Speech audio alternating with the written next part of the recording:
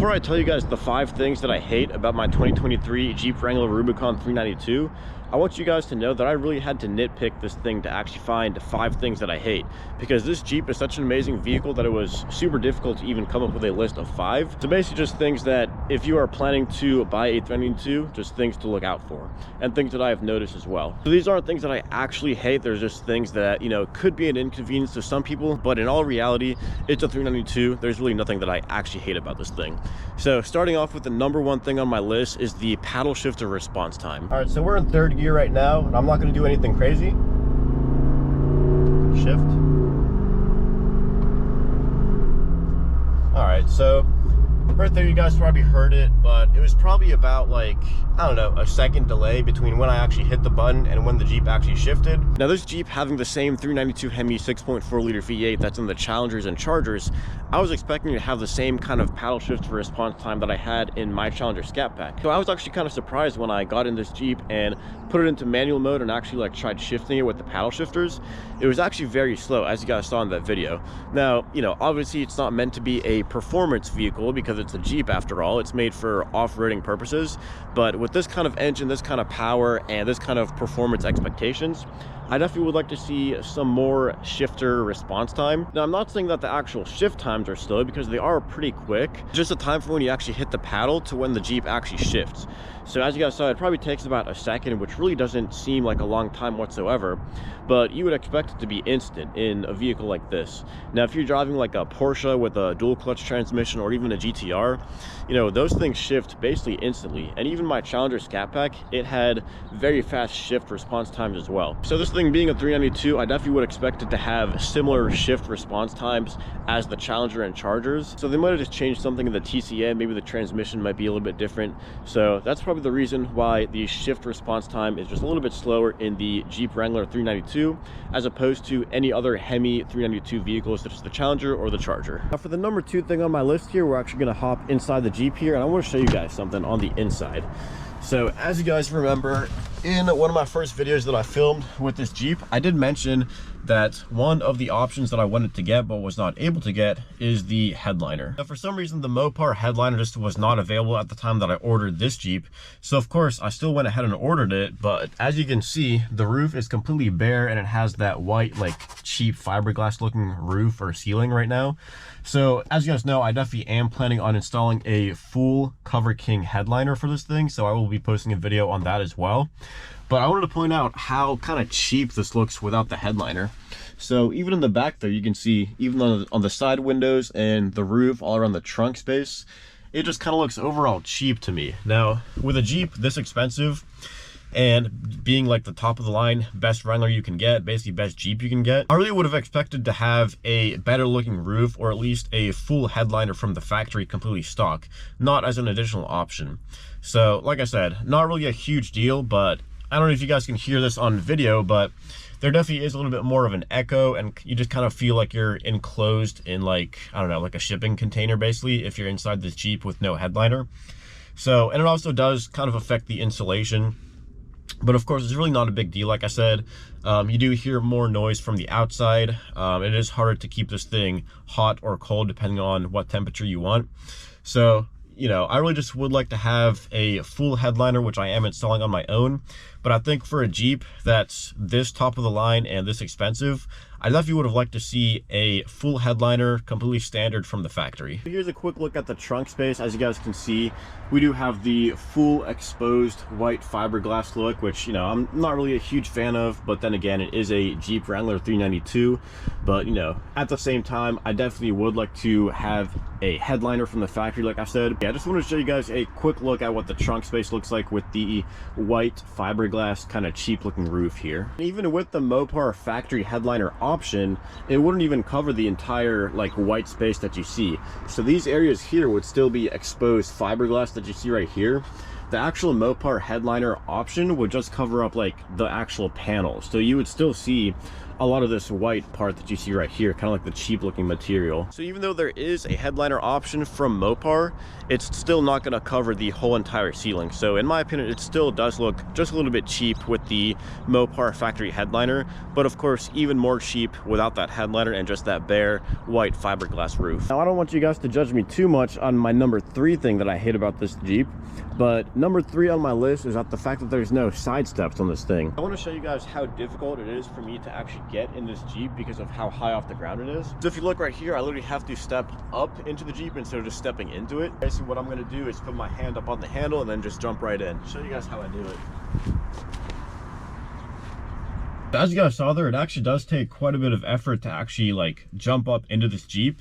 And I actually wasn't expecting it to be this high off the ground whenever I first got it. The base Rubicon 392 is actually about an inch higher than the base like normal Rubicon without the 392.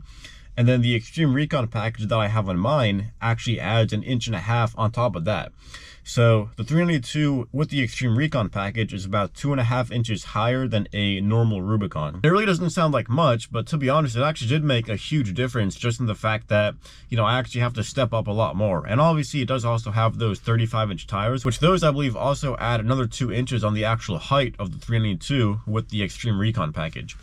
So, you know, obviously I know that I can just get aftermarket side steps, and I am thinking about doing that. I'm not sure if I will or not, but I do think that it would be pretty useful to have those. And then of course I also do have this grab handle right here, which came stock from the factory.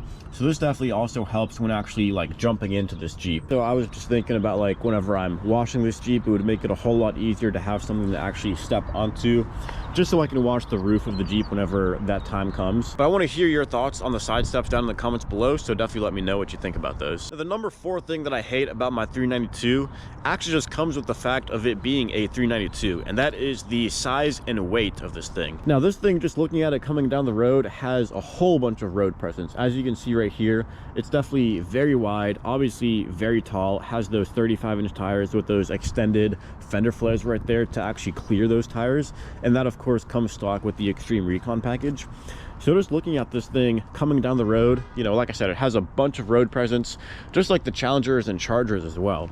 So I definitely do like the fact that, you know, obviously you definitely know what it is, and it definitely feels like a tank. It looks like a tank driving it as well. So I mean, that can kind of be a pro and a con of this thing. Then also when it comes to the weight of this Jeep, it weighs 5,100 pounds, which I believe is around 1,000 pounds heavier than a base Wrangler, which is a huge difference. And obviously that 392 under the hood, of course, makes up for a lot of that difference. Now, of course, I'm not going to complain about having a 392 and this thing being heavy because of that. Obviously, I don't want to pick a V8 over a V6 any day if I can. So I'm just kind of pointing out the fact that, you know, it definitely does weigh a lot. It definitely is a very large Jeep as well. And of course, that comes with the price of having a V8 under the hood. Now, when it comes to the off-roading capabilities of this thing, I truly do believe that with diff lockers, my XJ would make a better off-road vehicle than this 392, specifically because of the size and the weight of this thing compared to my XJ.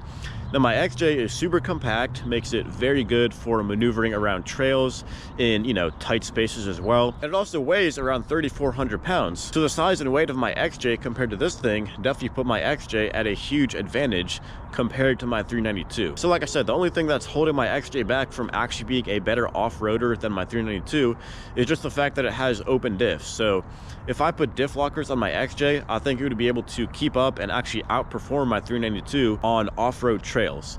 Now, it does have a 3-inch lift and 31-inch mud tires, and of course this thing has 35s all-terrains and sits a bit higher than my XJ as well. So that might just be one part where the 392 would outperform the XJ. Maybe if there's some kind of like high clearance crossings that I would need to go through with my XJ. And that's of course strictly off-road driving. Obviously on-road driving, the 392 is, you know, 1,000 times better than my XJ. But as you guys know, I will always love my XJ as well. The number 5 thing that I hate about my 392 here is pretty much something that everybody mentions about the 392, and I had to mention it too, and that's the fuel economy. So obviously nobody is going to buy a Jeep Wrangler Rubicon 392 for the fuel economy. This thing from the factory, they say it's supposed to get like 11 city and 14 highway, I think. I've been averaging like 13.5 just driving around the city, very light driving. I only have like 60 miles on this thing, so we'll see as time goes by. But, you know, fuel economy is definitely something that you have to consider when buying a 392.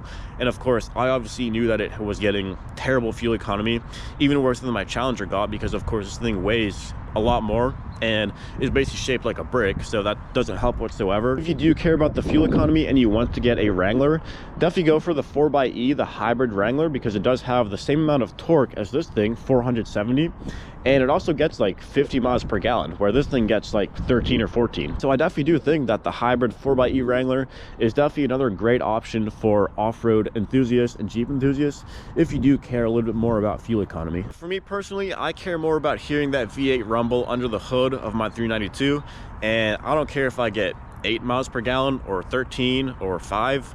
I would still much rather have a V8 making 470 horsepower on a Jeep Wrangler Rubicon with diff lockers, with sway bar disconnects, and the whole 9 yards. That's what makes this Jeep Wrangler Rubicon 392 basically the best Jeep that you can ever get. I really did have to nitpick this thing to even come up with 5 things that I hate about my 392, and I really don't hate anything about this, but those are just some things that I wanted to point out about the 2023 Jeep Wrangler Rubicon 392 to any potential buyers or anybody that's interested in this thing. Thank you guys for watching, and make sure to check out my other Jeep videos on my channel and subscribe for my future Jeep videos about my 392 as well as my Jeep Cherokee XJ.